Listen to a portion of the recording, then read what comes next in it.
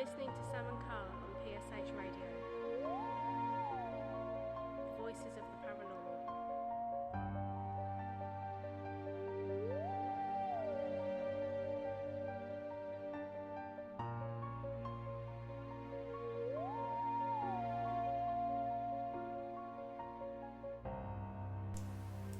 Good evening, everybody. It is Sam here of PSH Radio. We do apologise for the little delay in coming live, but the computer decided it was going to do an update. So, as always, I am joined by my co-host Carl this evening. Good evening, Carl. Good evening, Sam. How are you doing? I'm good. How are you? Yeah, not too bad, not too bad. The little I can see that obviously the technical gremlins decided to come out in full force and play around with us as normal. But we're live and looking forward to the show. What's new with yourself? Nothing really, just continuing on with this lockdown stuff. So nothing new really. Yeah, that's true. All right, let's crack on to the show. So, hi everybody. My name's Carl Hutchinson. Thursday night, as usual, chatting to amazing people. And we've got another amazing guest on this evening. He's another good friend of ours. Met him a couple of years ago at Warwick Castle at Sage Paracon. And that's he's an author, he's a speaker, he's a co-host of a radio show as well in America. And he's also co-founder of probably one of the biggest paracons in the world, and that's Mr. Brad Blair. How you doing, Brad? Hey, Carl. Great. Thanks for having me on. No, it's always a pleasure. I've been wanting to get you on for a little while, so I'm glad we sorted out schedules and got you on. Absolutely, and great timing, because honestly, right now, I'm just looking for things to kill time. We're in the same over here in America as you are there. We're on lockdown. Here they call it shelter in place. Yeah. If that's to make it feel better or a little warmer and fuzzier, but yeah, it's the same situation over here. Yeah, it's a strange time in the world that we're all living in. It's as we were just chatting off there while we were waiting for the studio to relaunch. It's a strange period of time, and I think as we both said, that I'm hoping that we never get to see this ever again in our lifetimes. Because it's a crazy time. It's unprecedented. I've never experienced anything like that in my lifetime. And it's so strange. Just you don't expect it. You don't expect something like this. And I can remember when the rumblings were starting and that this whole thing was coming out in doom and gloom, and it could shut down the economy. And you kind of think, we've heard this before with other outbreaks, but it seemed like science always hopped one step ahead, and they got things under control, and they put out vaccines and treatment. And this just hasn't been the case yet, but hopefully we're getting there.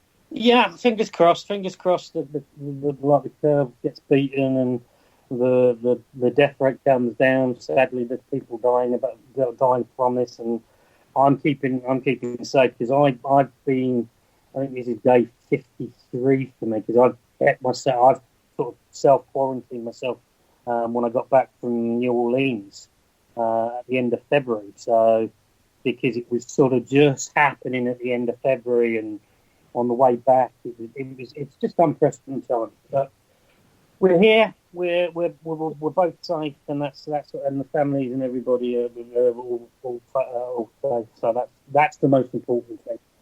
Times to come. Exactly.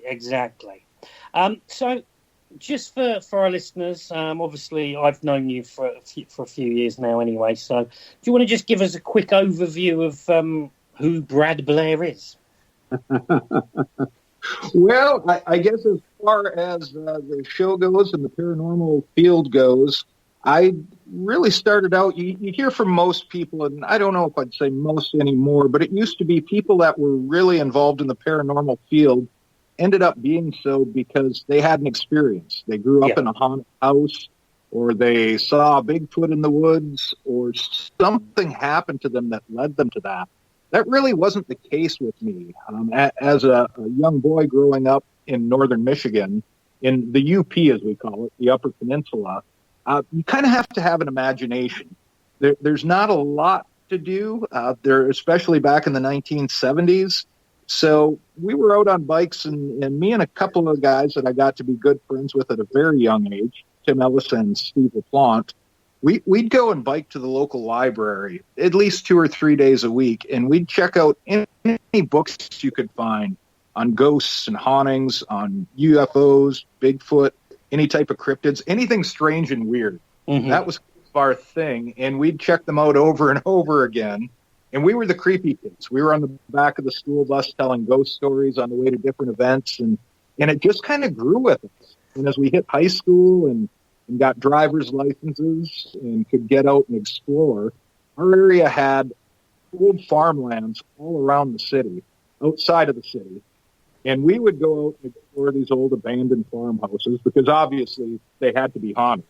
Yeah. So we spent a lot of time in abandoned cemeteries and old houses with Ouija boards, things that we tell people not to do now because we were trespassing. We were kind of pushing things a bit, but it got to be kind of popular. And we had people that were asking and wanted to come out. We called it spooking. We were going out spooking on the weekends, which was a group of kids in a car with a Ouija board, candles, and heading out to the old abandoned cemetery to try and do a seance. And as we got a little bit older and went our separate ways for university, the interest never died. If nothing else, it just got a little more professional. And we were fortunate enough, we all ended up back here in our hometown of Sault Ste. Marie in Michigan with professional careers. And we said, hey, why don't we take this to the next level? And this was before reality television got involved with the paranormal. Yeah. So there weren't a lot of teams around. There weren't a lot of groups researching the paranormal at the time.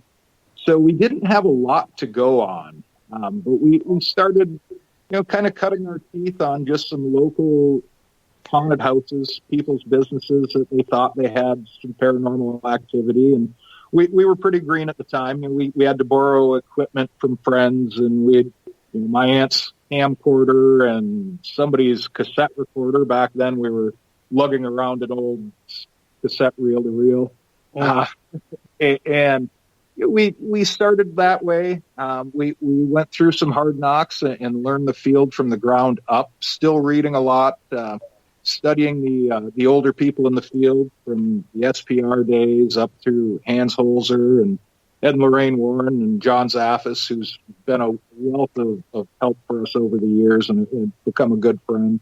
So yeah, we worked our way through that. And then when it got to be, I would say the mid 90s, we had established a bit of a reputation for ourselves. So we ended up joining up with a Canadian group, the Ontario Haunting Research Society, who was out of Toronto, Ontario, and we were handling some northern cases for them for a while. And as it turned out, we'd never actually met the people. We communicated by email, but we never met the members from their group, and we kind of faded off and said, hey, why don't we just start our own established group? And this was around 99, 2000 range, where we got a couple other friends of ours that were involved that had been helping us from time to time. And we put together the Upper Peninsula Paranormal Research Society, which we go by the name the Upers, which is actually a name that is near and dear, as it's the Upper Peninsula of Michigan. The people that inhabit the area are known as Upers, from the UP for Upper Peninsula. So we put that together for the team. And as I said, this was still a time that the television shows hadn't broken out yet. So when we'd tell people what we were doing, as far as going into different locations and looking for ghosts, they'd look at us like we had two heads. It was some of the looks we would get. Well, what are you guys up to this weekend? Well, we've got to go check this this old mill down the road that's supposedly haunted, and we're going to bring some equipment and look for ghosts. You're going to what? Haha. And then they'd look at you kind of nervous when they realized you were telling the truth. That's what you were doing. Yeah. So it was still very fringe at the time. I can remember those days. Yeah. you never really mentioned what you did at weekends unless people really pried into it, did you? Because Right. everybody just like looked at you like you like you said, got two heads, and you were just gonna like summon the devil up and all sorts. So Right. And of course, our parents always tried to dissuade us and get us away from doing anything involved with the paranormal. I grew up in a Roman Catholic background, and my mother hated it. Just the fact that I was so interested in ghosts and hauntings, in anything weird and strange. And even to this day, and I'm in my mid-40s and have been doing this for decades, every now and then Mom will come off the corner with, "When are you going to get over that ghost stuff?" And at this point in life, I don't think it's going to happen. I think she's finally, I can't say she's embracing it, but I think she's accepted it at this point. yeah, I had the same sort of similar upbringing as well. Sadly, both my parents have passed away now, but my mum always like when I said what I wanted to do and what I was pushing, and she would always come back and say, "Oh, that's great, yeah." But she was always a bit wary. My dad just thought I was crazy, I was a nutter, and just went, yeah. But in later life, once he started to see what we were doing and showing stuff, and he then sort of accepted it, and he would always ask, "Oh, how did you get on the weekend?" But he'd start off with a funny line, just like, "How did you crazies get on?" and all that sort of stuff. So, but back in that day, like you say, before paranormal pop culture sort of exploded in the 90s, people didn't really talk about it openly, did they? I don't think they understood it. In fact, I'm sure most people didn't, because it wasn't, unless you had an interest in the field, it wasn't something that anyone really took seriously. I mean, you would have, at least stateside, the only time we would see anything regarding the paranormal was the month of October leading up to Halloween. When you have Ed and Lorraine Warren and Hans Holzer and different pioneers in the field that would go on these daytime talk shows. And a lot of the times these shows would take it with a grain of salt and would try and make them just look like they were very eccentric, over the top people that were out trying to make a buck off the field. And there were obviously cases where that was the fact as well. But it was the only time of year that you would see any of the spooky shows on TV. And that's when your horror movies came on television. And that's when anything dealing with the paranormal. Outside of that, we had In Search of with Leonard Nimoy was back in childhood. That was one of the only shows that was on year-round that you could catch things regarding UFOs, ghosts, fringe topics along that line. So, yeah, there really wasn't a lot of acceptance to it. It was more of almost a sideshow, I think, in most people's minds. And it's something that you didn't discuss if you were into, because you were afraid that people were going to make fun of you or it would hurt your credibility.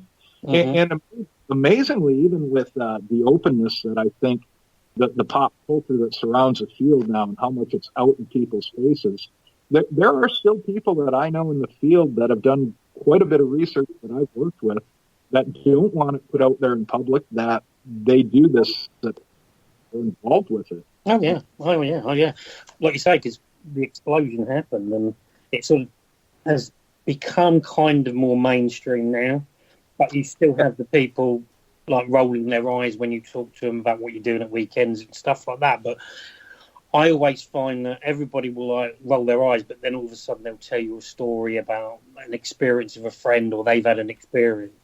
But then there are people that will literally they because of judgment and because of how people react to people, they don't want to openly admit that they do this.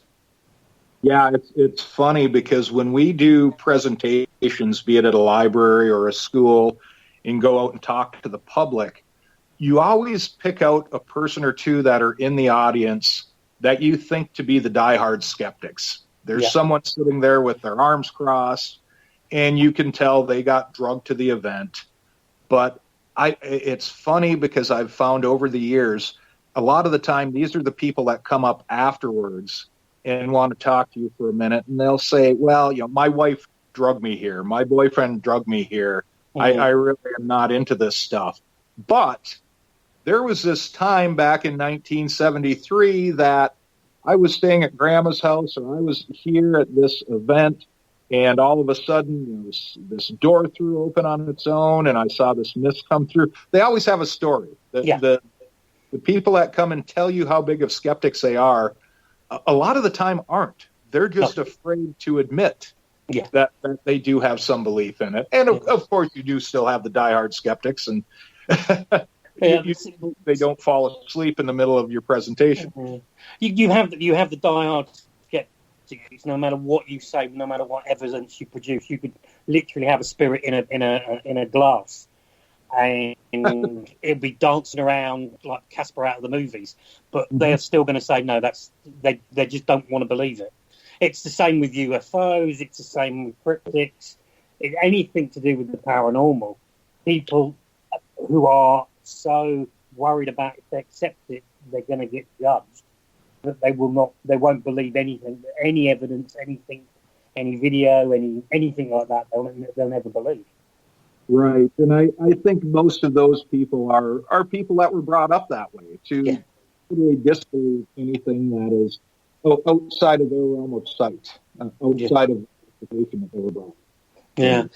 Just to let our listeners know, there is the chat room, so if you want to pop on and get in the chat room, and if there's any questions you want to ask Brad, just pop them in the chat room and we'll ask them. I know there's a few people having a little bit of a chat in there at the moment, so just when you click on the link that we've sent out via our social media, just click on the little speech bubble, that'll take you into the chat room, and then you'll be able to take part in this show.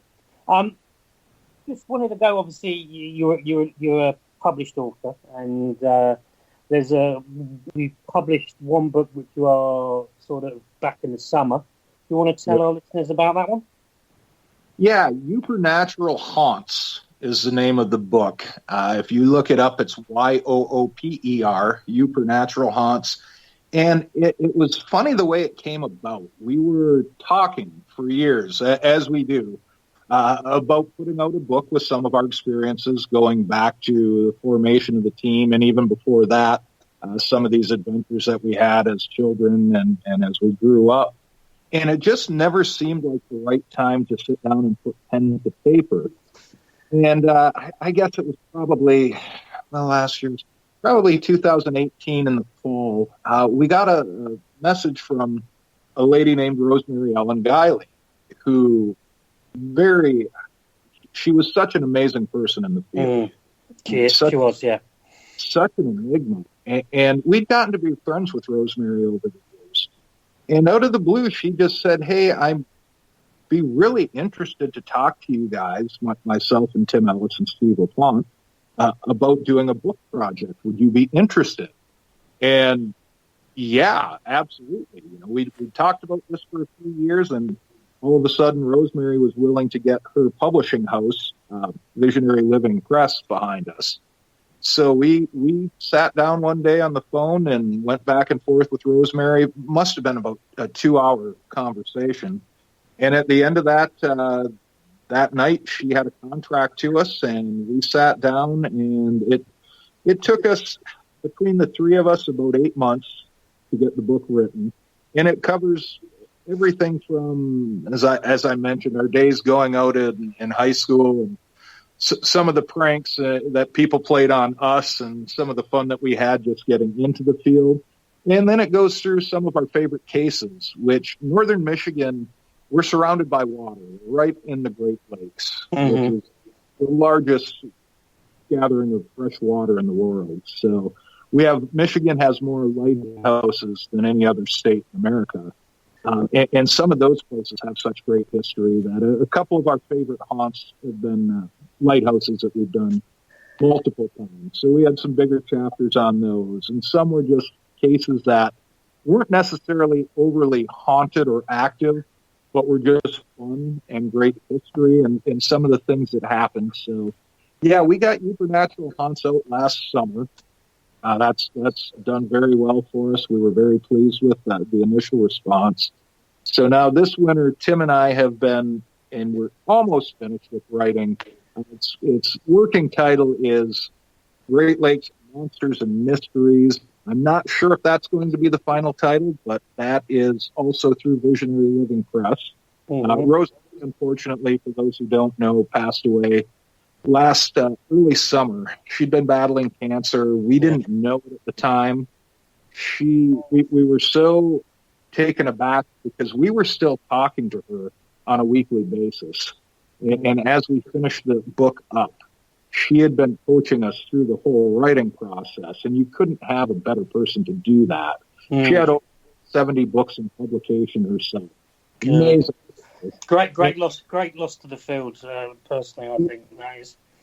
It really was. It really was. And she took three unknown, unskilled kids by the hand and walked us through the writing process. And it was just so amazing to work with somebody so well established. Yeah.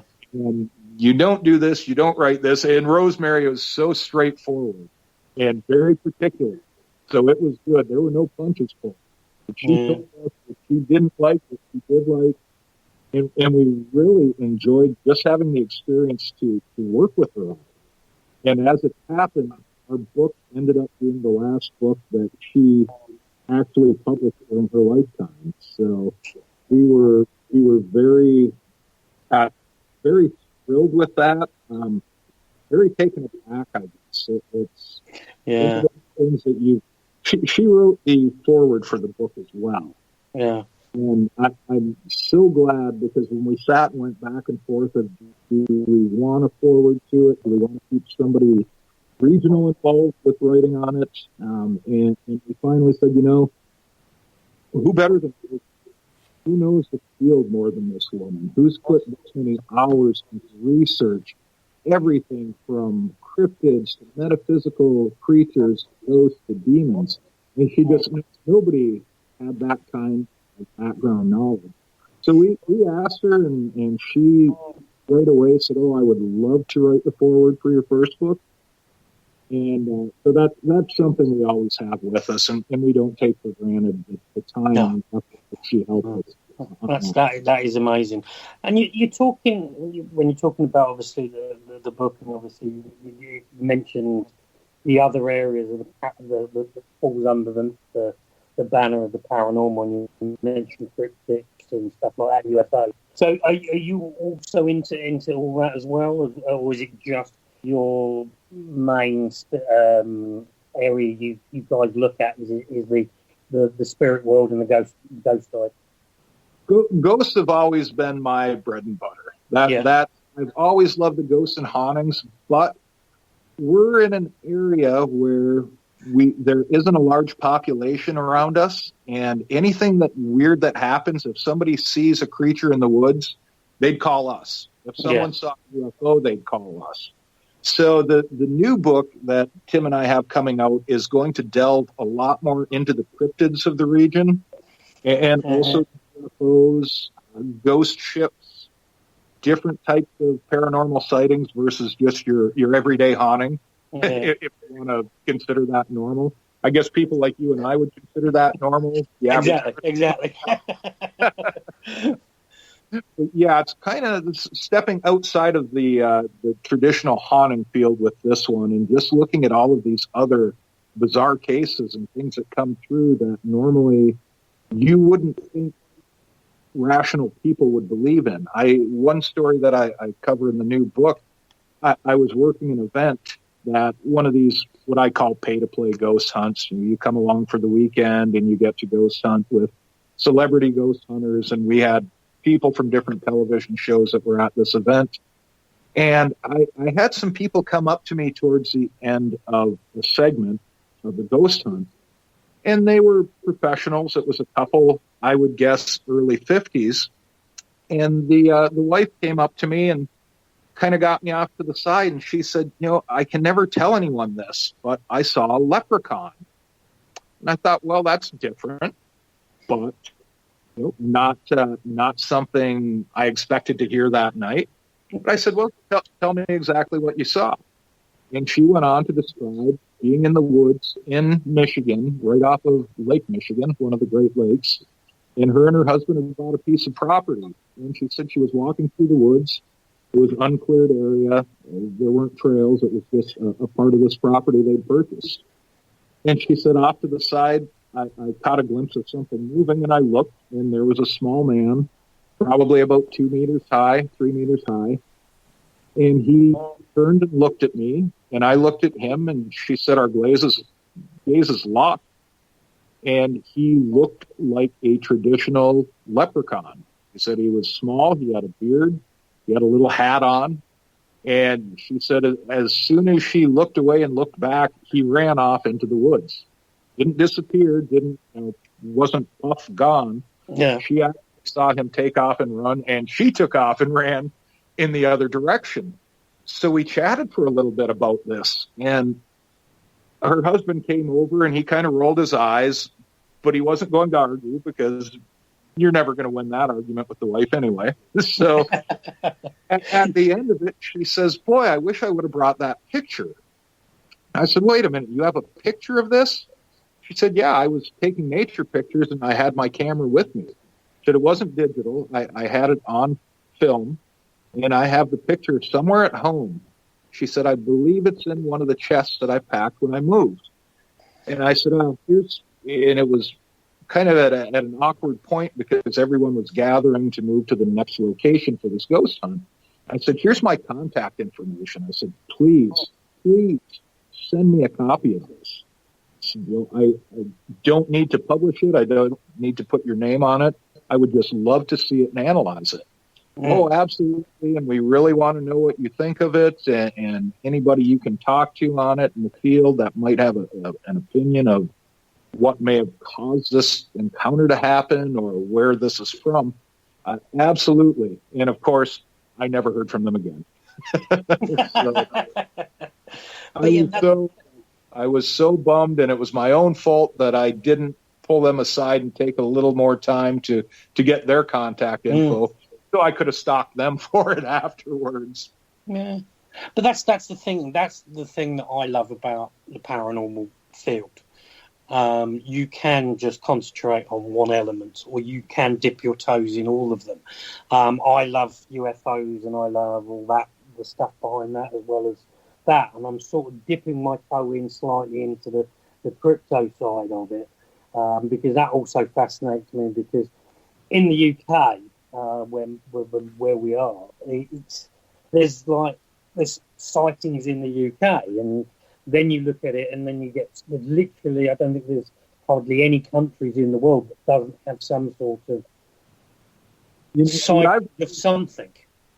Yeah, what I've found interesting, and it might be different over there, Carl. You can tell me. The ghost people seem to be very open to UFOs and to cryptids and to different anomalies of all kinds. And then you get the UFO people are not necessarily as open to ghosts and cryptids. The cryptid people seem to be a little less interested in ghosts and UFOs and might blow those off a little bit more. It just seems the ghost and haunting people are at the center of the paranormal field. Where I agree. There's I absolutely agree with you 100%. It's the people that talk about cryptics or into the cryptic side of it. They're quite isolated. That's all they'll talk about. That's all they're looking. The UFO guys and all that sort of stuff, the UFOs and stuff like that. They're more open to the paranormal side of it when it comes to the ghost side of it. And I agree with you when you're interested in the spirits, the ghosts, whatever you want to call it, whatever name you come up with. We like looking at all sorts. I do. I'm people get sick and tired of me. Like when people staying over, I'm watching all sorts of paranormal programs. I'm literally, from the moment I wake up to the moment I go to bed, I'm watching the Travel Channel, the Discovery Channel in the UK, because they've got all these various hunting Bigfoots or the Curse of Skinwalker Ranch and stuff like that. And then there's obviously the ghost side of it as well. And I just love it. it's one thing over time that I've learned that there is, this world has so many unanswered questions. Absolutely, and that's what makes it fun. Yeah, absolutely. You just look at it and just think, and you probably agree with this, Brad. Is you go on an investigation or a research in something, you always come away with more questions than answers. You do. Especially if there's activity, and the locations are really what drive me. I'm more the history guy on the team, and I love looking at what happened, what may have left energy to cause these supposed awnings or whatever you want to consider the activity to be. And when you can dig back and start peeling back layers and things start to come together, that's where I really have my aha moments that really keep things going. Because you know as well as I do, Carl, there's so many places, especially since the field has become a center of pop culture. There are so many places that you go into that absolutely nothing happens. Oh, yeah. And we've came out of investigations where our whole report looks like a maintenance report. Okay, well, you said that this was going on at this time of night, and you had this, and okay, you need, this furnace needs some work, your electric work needs to be redone. We explain away everything through natural causes as often as we can, and more often than not, we can. And it was never an issue back in the 80s and 90s, because if people called you because they felt they had a haunting, they didn't want you to tell anybody about it. Yeah. It was a very private thing. They didn't want to be looked at like they were crazy. Now you fast forward to nowadays where there's a ghost hunting show on every hour of the night. Yep. If people want you to come in, we found out early as the UPPRS that you just don't tell people where you're going, because they'll show up and they want to have a side, they want a seat right in the front row to see what these crazy guys are doing when they're looking for ghosts. Yeah. And one of our early cases that I'll always remember it, and I loved it. We showed up. The people that owned the house had a whole buffet set up for us. We had chili, burgers. They had all this food set up. And we start investigating, and we start hearing a door opening and closing. And it was nothing paranormal. It was their friends coming in who they'd invited over to watch us ghost hunt.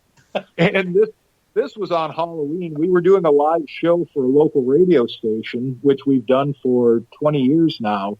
The night before Halloween, October 30th, every year we go on, and this predated the TV shows again. We do a live radio investigation from a purportedly haunted location. And this was one of the first years we did that. And we had told the people, if you have direct family that want to be there, that's fine. We're not going to tell them they have to leave. But we kind of made it quiet. We need to have control of the environment. I'm not sure what part in that led them to go out and invite their friends over and their kids' friends. And it was an experience. It was an experience. It was a fun night. Didn't catch anything out of the ordinary. We had a sensitive with us, a psychic that backed up some of the stories the family told us. But as far as it went with us, there were so many distractions and so many people wandering around that it wasn't much of an investigation, but it was a good party. Yeah, exactly. It was obviously something like a bit like when you go to a zoo when you've got people watching the animals. That's what they were doing with you guys. It's just like, I'm poking with a stick and things like that. See what they do. that was the exact feel of that night. And it was fun. But as I say, after that, that's kind of where we put the proverbial foot down. And when we go in to investigate now, it's if you have to be there, that's fine. Nobody else, or we will pack up and leave. And we've done that before. No, that's good because, like you say, I think some people just take it on face value what they see on TV. They literally think that They see the guys on the various different shows, and what they don't realise, obviously, the amount of filming that takes to do that 40-odd minute episode could be 2 or 3 days, two or 3 days worth of work. So they think it's like bang, the action is going to happen as soon as these guys walk in. 9 times out of 10, you're sitting there in the dark, in the cold, talking to yourself, really. That's true. Yeah. That's very true. When the Ghost Hunters show premiered on the Sci-Fi Network here in the U.S., and I can remember calling Tim and saying, "You're not going to believe this. I just saw a commercial for a show on ghost hunting." And he said, "You've got to be kidding me." And I said, "No. Do you know how boring that's going to be? Because, like you said, you're sitting in the dark talking to yourself for hours on end with these little boxes or little pieces of equipment." I said, "How can that make for good television?" But lo and behold, years later, it's still going. It started a whole genre. And we ended up becoming the Michigan territory team for the TAPS team. That was made famous by the show. Well, so they were sending us cases through Michigan, and we would reach out. We were the TAPS family team for the area. We would reach out to these families that were sending their emails and their requests into Jason and Grant from TAPS, from Ghost Hunters. And 9 out of 10 times, when they realized that the guys weren't going to pull up in a TAPS van and film an investigation, they didn't even reply to our correspondences. So, yeah, well, the wait for the black Suburban and the van to turn up, TAPS written on the side. As soon as they knew they weren't going to be on television and they weren't going to be visited by the para-celebrities, their haunting seemed to go away real fast. We had something similar. We were probably about 16, 17 years ago. I was doing public events, and we got asked to do an investigation at this local pub near Milton Keynes in the UK. And we turned up, and they said, we've got somebody from one of the national newspapers turning up. And we were like, fine, that's fine. We turned up, and it literally, as soon as we opened the door, it was like one of those moments where the bar goes quiet, everybody looks, and you just hear, they're the ghost hunters. They're the ghost hunters. And they'd written on like a blackboard in the bar, tonight, blah, blah, blah, blah, from international, blah, blah, blah, and all this sort of stuff. They thought we were Ghost Hunters International. And when we turned up, they were going, well, you don't look like you look on the TV. And I'm like, we're not on the TV. So they honestly thought, because of the name that we'd been using long before Ghost Hunters International, they thought we were the guys off the TV. They thought we were like all the famous people. It's amazing the people that suddenly have haunted locations, especially commercial locations. Yeah, you mentioned pubs and bars, and once it took off, the television genre took off, and the popularity that's been achieved, and people that have seen some of these haunted locations get huge bumps in business. All of a sudden, well, we want to have a haunted bar too. Yeah, can you guys come in and investigate and give us a report stating that our place is haunted?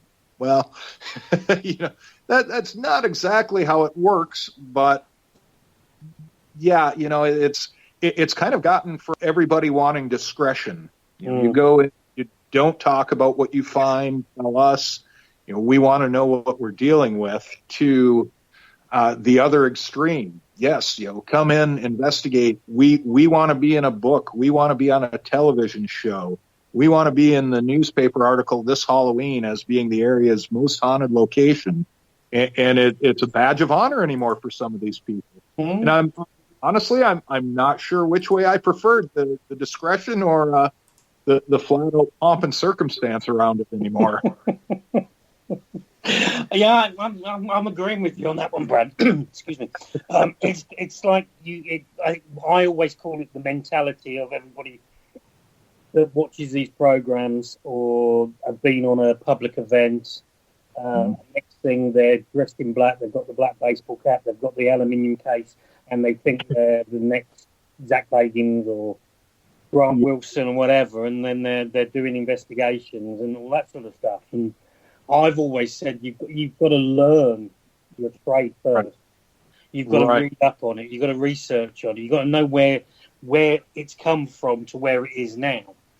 That's the first thing I will tell people, and we get hit up often from people that, even if it's just a quick email, I'm looking to start a team.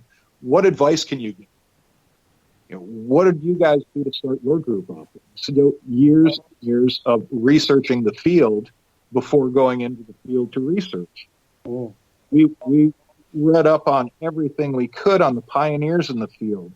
You go out and you try and use this method to communicate. Well, why do you do that? Where did it start? Where was the big breakthrough with this? If you don't know any of that and you're just going in off of what you see on television, which unfortunately I think 9 out of 10 times anymore, that's what these new groups and clubs are doing. You're really not advancing the field, and you're really not helping yourself at all. Absolutely. You're thrill seeking. I think that's the main difference.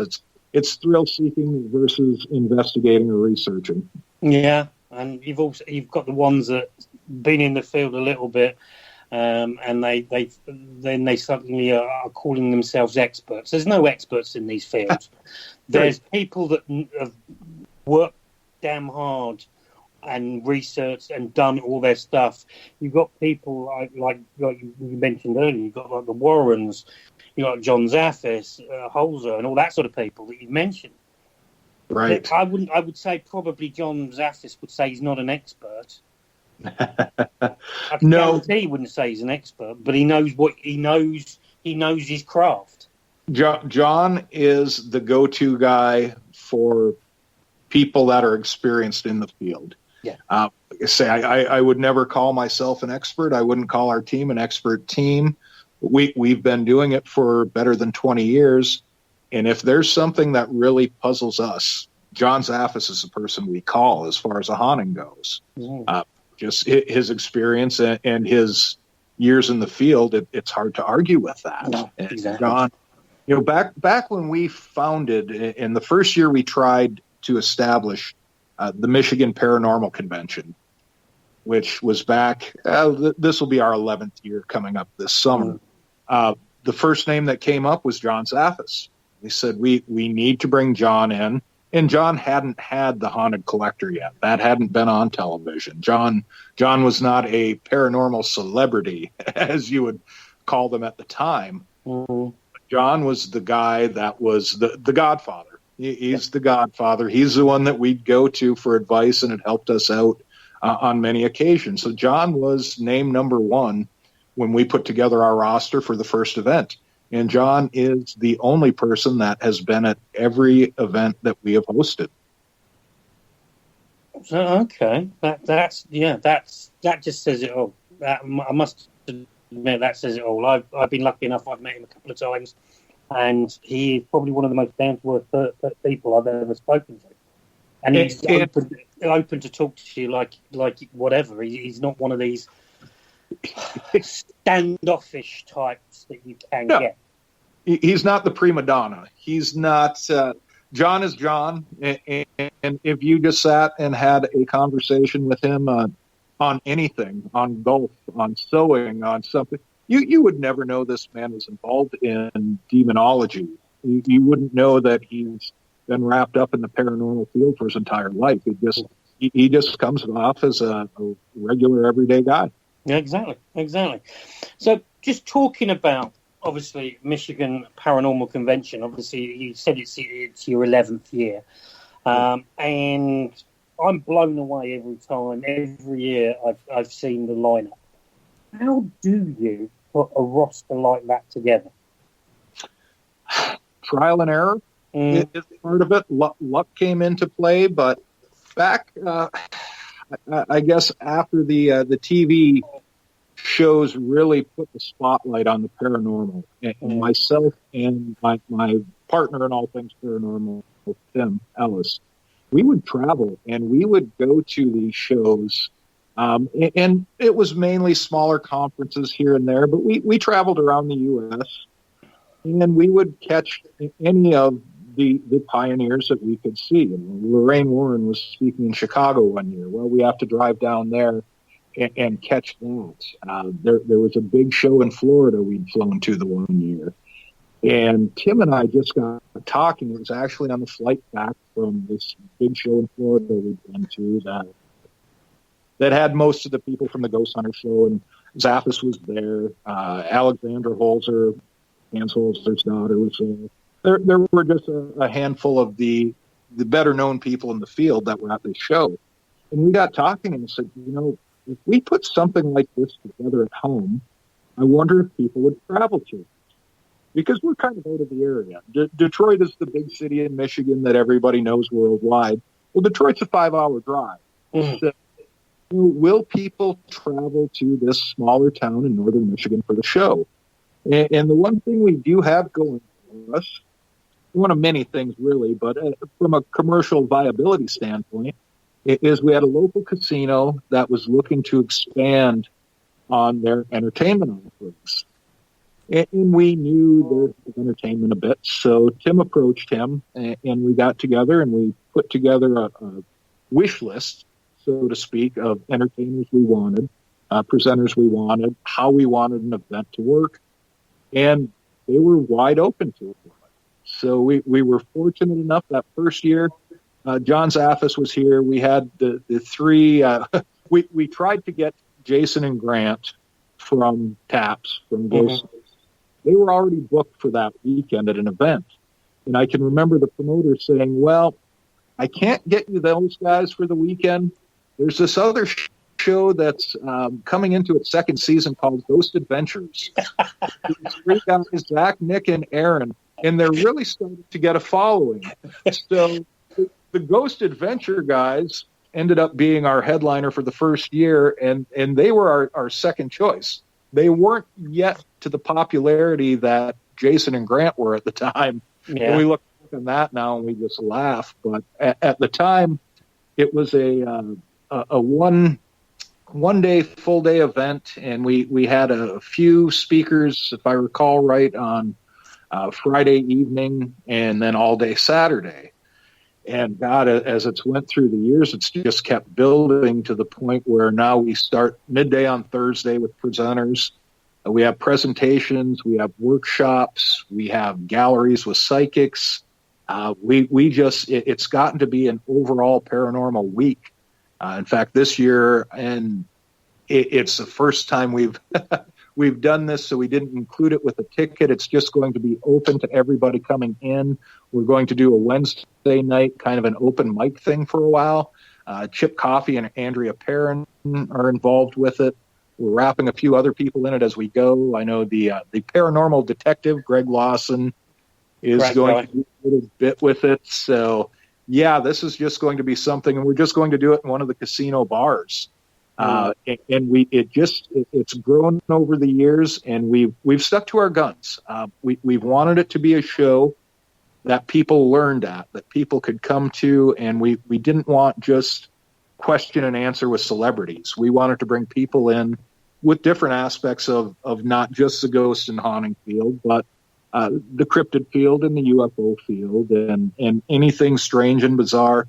We wanted it here. So it's just built year after year. We were lucky to have the casino venue because it's all under one roof, which I think is a big thing for the show. Yeah. You've got entertainment in there outside. You've got the gambling. Restaurants are on premises. The hotel is right there. So yes, it's not the easiest place to get to for some people, but once they're there, they don't have to leave, and a lot of people don't. Yeah, that's the thing. And when I was talking to you off air, and when I've been speaking to you in the past about it, it's this convention is sort of like it's worldwide now because people do come from all over the world to attend. They do. It was funny last year. I got talking to a few people from Australia that had flown in for it. And I said, I met some other people from your group last night. I said, well, there are no other people from our group. I said, well, so-and-so and so. They said, no, we don't know them. There were two different groups of people that had flown in from Australia, which is a very long flight to get to the United States, that had came in for the show. So we've had people from obviously Canada's our neighbor. If I look out my front window right now, I'm literally looking at Canada. But yeah, most states in the U.S. are here every year. I believe last year we had 38 or 39 out of 50 states were represented. We had the groups. They just it's amazing, and it still kind of puts me in awe how many people will travel and how this event has grown to the point it's at.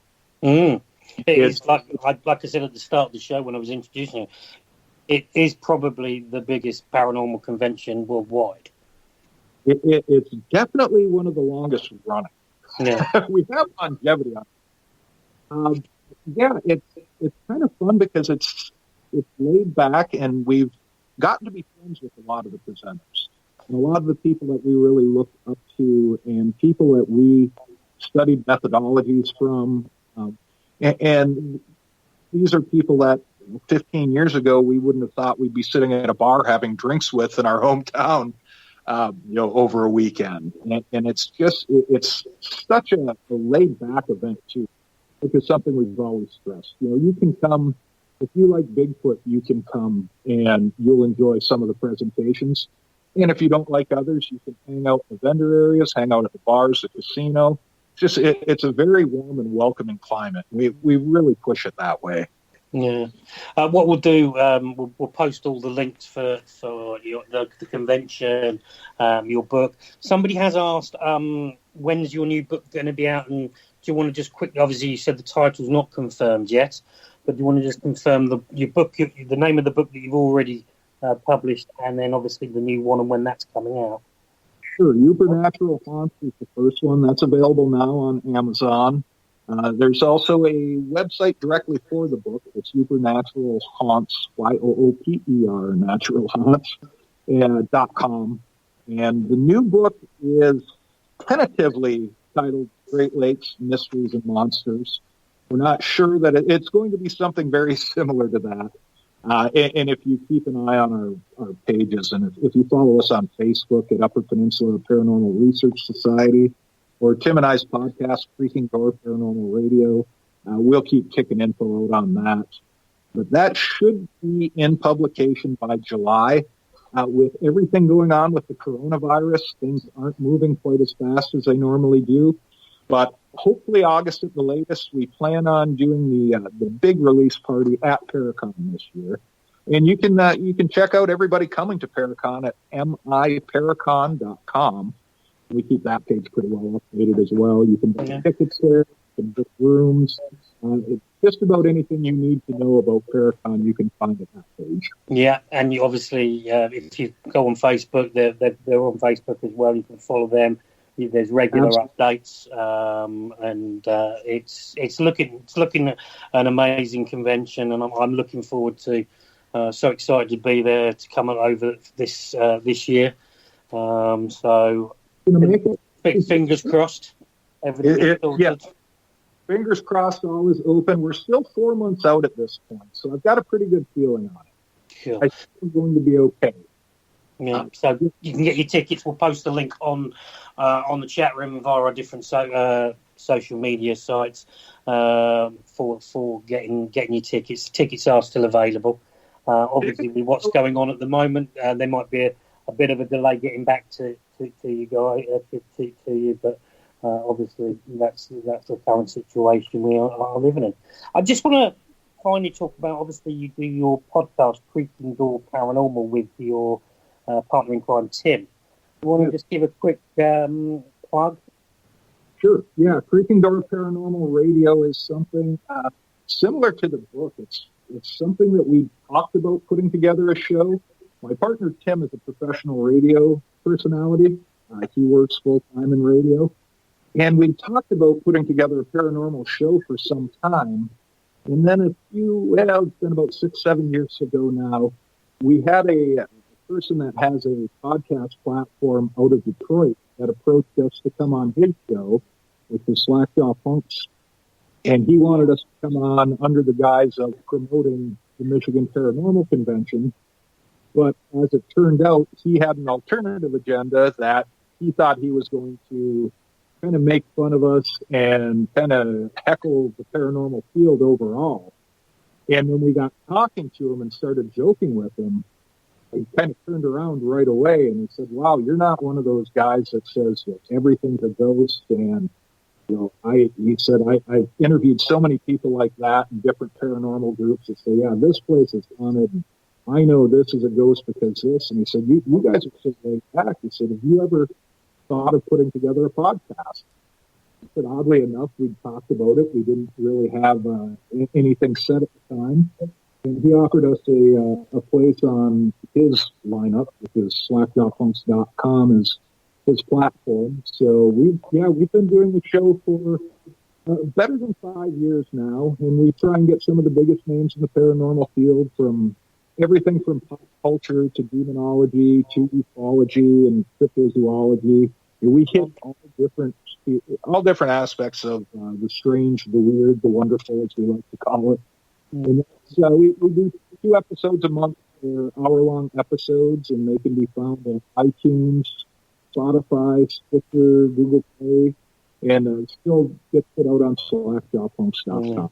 I must admit, I listen on like catch up and whatever when the shows are on, and it is very worthwhile. It's very funny. It's like you said, you're not saying everything is a ghost. Great subject you talk about. So we'll post all those links, and if anybody listening, I don't make out. So it's a labor of love. Really, really enjoy doing it. I know the feeling. Well, that hour has flown by. So I just want to say thank you very much, Brad, for coming on. It's always a pleasure chatting to you, and actually sitting down, talking to you has been brilliant for this last hour. We're definitely going to get you back on, and just want to personally say thanks, and stay safe, stay well, and thanks for coming on. With you in August. Yes, we will raise a couple of cold ones in August. Yes, we will. Thanks a lot, Brad. All right, thanks. No problem. That was the amazing Brad Blair. We'll post all the links onto the social media sites. Amazing show. Thank you all for listening. Like I say every week, this is your show. If there's any comments, if there's any feedback, we open it. We enjoy to have you the comments, the feedback. If there's anybody you want us to talk to, if there's any subjects you want us to approach, do get involved. We're easy to find. We're quite friendly. We'll be friendly. But yeah, just want to say thanks, Brad. I'm going to pass you back over to my partner in crime, Samantha, who will finish the show, and I will be joining you next Thursday at 9 o'clock. Thank you for listening. Yeah, again, thank you everybody for tuning in. Join us next week.